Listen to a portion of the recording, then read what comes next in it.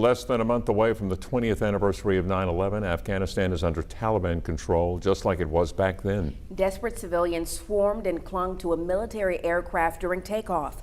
Anyone who worked with the U.S. or the Western-style democracy it set up is in danger, and so are women and girls. As some Afghan people try to flee the country, others are left wondering what happens next, including here on U.S. soil. TV 11's Ashley Godwin talks with a local expert on U.S. Middle Eastern relations and how this will impact us here at home.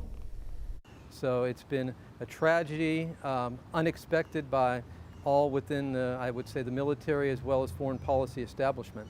The Taliban has now seized control of Afghanistan. The overthrow of the U.S.-backed democracy has taken less than 3 months, and it accelerated recently after President Biden decided to quickly pull troops out of the country, hoping to end what has been the longest declared conflict in U.S. history.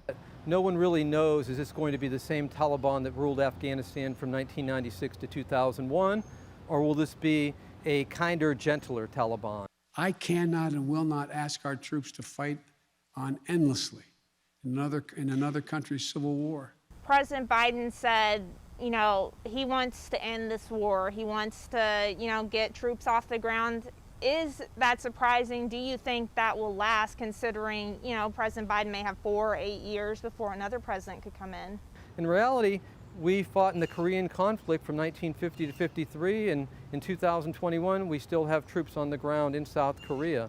So it's not something that is, unheard of. When Americans see this, what do you think they can expect? Is this going to affect us here locally, economically? So I think long term, this is going to have an adverse effect on the United States. We live in a globalized world, and the United States cannot continue to cut back on our international obligations. I think it will ultimately be counterproductive for American interest. In Little Rock, Ashley Godwin, THV 11 News.